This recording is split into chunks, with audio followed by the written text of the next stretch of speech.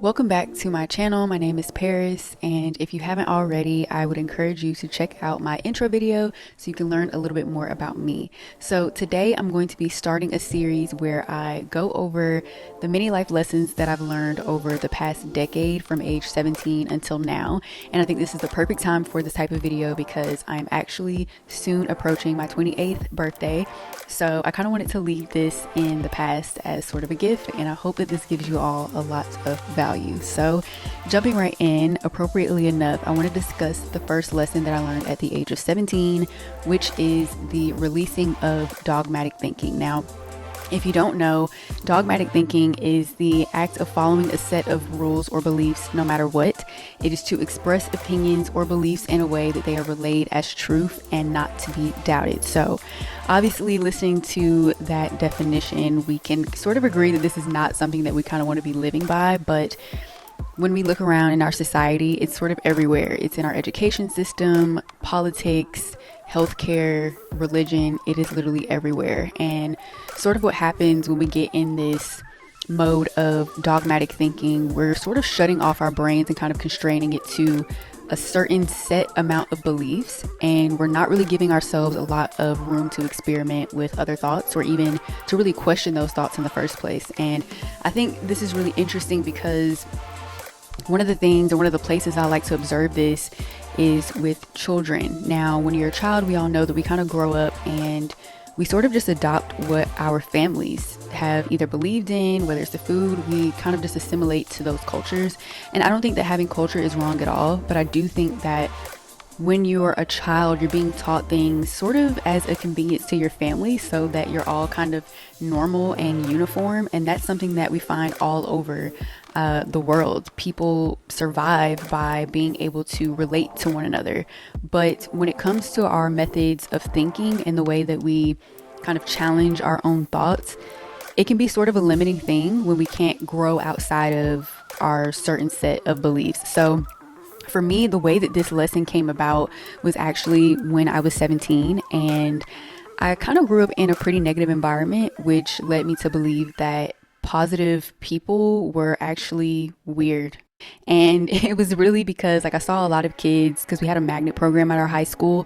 They came in and they were really well-to-do. They were quite wealthy. They didn't have to want for much. And I saw them interacting and living in a way that was quite foreign to the way that I lived and the way that a lot of my peers lived. But before my senior year, I kind of felt this weight on me to change my mode of thinking. So what happened was, literally just by being a bored teenager that summer, I was listening to a whole bunch of music, and I ended up falling into the life which was Bob Marley. And I now regard him as sort of a spiritual mentor of mine with his beliefs and the way that he lived his life. And perfectly enough, we actually share the same life path number. So I thought that was kind of interesting.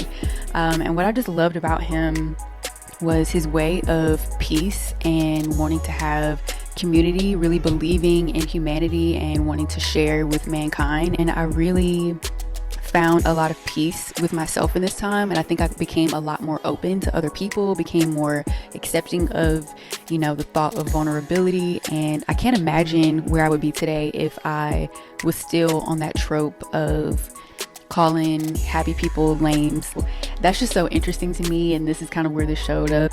So a practical way that I found in kind of questioning your belief systems and questioning the kind of paradigms that we have is really anytime something comes up that is sort of defaulted to something that you're kind of against or something that you don't believe in, try to lean into whatever that topic or subject is a little bit more, and try to have a little bit of curiosity about why it is that you even stand against it in the first place.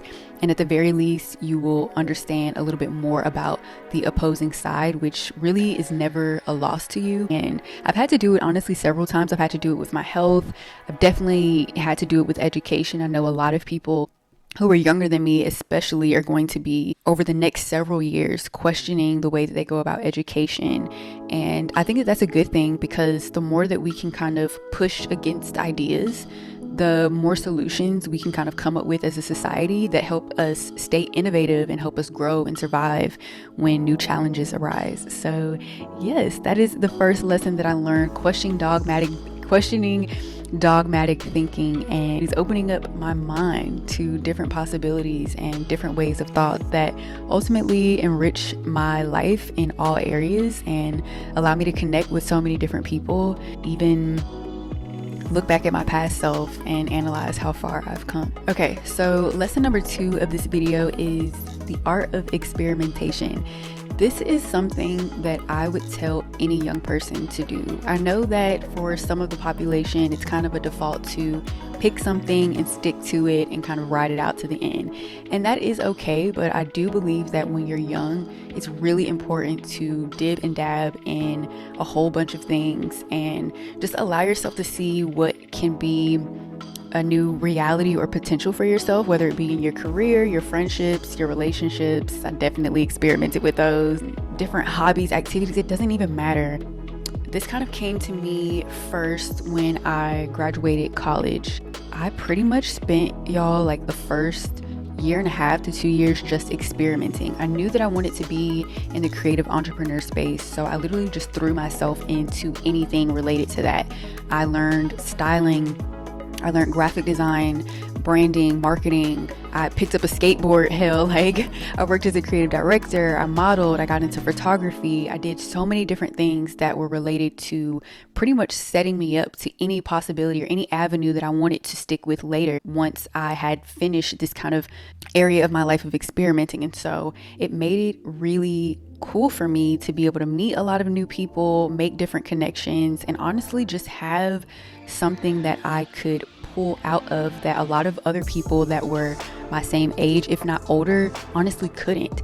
And I remember when I got my second 9-to-5 out of college, and it was my first high paying role. I actually got that role by being able to reference my time as a fashion stylist, and I was later promoted to a senior role in that same company by, in that interview, talking about my time as an independent consultant. So these are the things that help you stand out against competition, even when you think you're just kind of playing around, or you may even feel lost. I definitely felt lost, and I didn't have my shit together. But ultimately, it has made me personally feel, and I even can view how others can look at me, is very interesting. I feel now I'm intentionally doing it to where I feel I want to be the most interesting person in the room. I want to be able to talk about the time when I was a stylist. I want to be able to talk about when I was a photographer. I want to be able to talk about all of these really fun moments that I wouldn't have gotten if I didn't believe in myself and just been curious enough to just do whatever. And the beautiful thing about experimentation is that it's a compounding asset of life. Once you have it, no one can take it from you, and it essentially continues to grow with you. And another pertinent point that I want to mention is that the more you experiment when you're younger, the more interesting you are as you grow older. So I want you all, if you're listening to this and you're not experimenting a lot, just do the things. Read the new books, go to the new places, date the new people, try whatever it is that you want to do, because this is your life to live. And it would be amazing if you could have really dope and interesting memories to look back on when you're talking about your life with people. Nowadays, outside of experimenting as much in what I want to do with my career, I'm experimenting in my daily life, whether it's my sleep routine, the foods that I eat, my gym schedules, all of that. I'm constantly experimenting and trying to figure out what works best for me. And if you watched the very first video of this channel, you know that the whole reason for this is to run experiments for myself. So I am doing this essentially to throw out ideas into the universe and see how people respond, see what people respond to, and what potential connections I can make from all of this. So if you are a young adult and you are just getting out there in the world, you're just gaining your independence, I would love for you, and your future self is going to love for you to experiment. And the last lesson that I want to go over in this video is the power of solitude. Now, I first learned this lesson back in 2015 when I was an intern over my sophomore year, and I went out and I was literally, y'all, I was in a new place, new city, all alone. I had no Wi-Fi, no cable. I was working like 60 plus hours a week. It was actually one of the best periods of my life. And I look back on that period so often when I am kind of measuring up my personal capabilities. So there's something that happens to you when you are placed in this type of situation. At first, you're going to probably feel really uncomfortable. I definitely did. But the next thing that happened to me was I started to get my own thoughts back, because we don't often realize how much when you're on social media and you're, hyper connected with people all the time, how many thoughts are actually being kind of subconsciously placed in your mind and they're not really yours. So that's kind of like the first major benefit that I noticed after the anxiety left. The thing after that was I was able to become extremely disciplined in a way that a lot of other people, when I kind of returned from school, I noticed that, they didn't have that. And it's not to down them, but I mean, you do sort of have to be extremely disciplined to live in this type of environment. When I did listen to music, it was classical music. I read a lot of books. I got up to like 50 push-ups in a row that summer. I spent a lot more time getting comfortable with myself. I spent a lot more time working on my self-confidence. And to be in a situation when you are alone and you don't have anyone else to depend on, you do have to trust yourself a lot more. You do have to silence your mind in order to hear your instincts and be able to react and find solutions to things, because there were times when things kind of went wrong for me out there.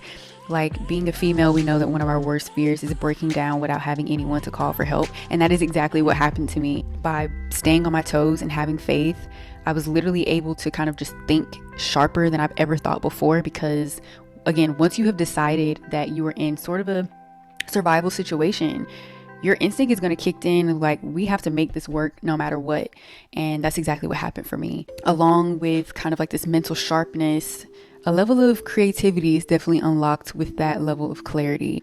Breaking into this time of solitude also really helped me deepen my level of spirituality, and I was able to get much closer to God, to myself. I don't know, it honestly just makes you feel like you can do anything and that you really can trust your individual experience of life. So now I know that a lot of people can't just break away from their everyday life for 3 months like I did in this case, but inviting solitude even into your everyday life is so important. Even if it's just for less than a minute, if you can bring about absolute silence, absolute focus to yourself, you will feel so much better. And if you can do it for longer and do it more consistently, I promise your level of sharpness, your access to already learned wisdom, your creativity, your intuition, all of these things will begin to increase, and you will begin to stand out against your peers and strangers that you meet. It is just inevitable. It doesn't even matter if you're around friends. Like,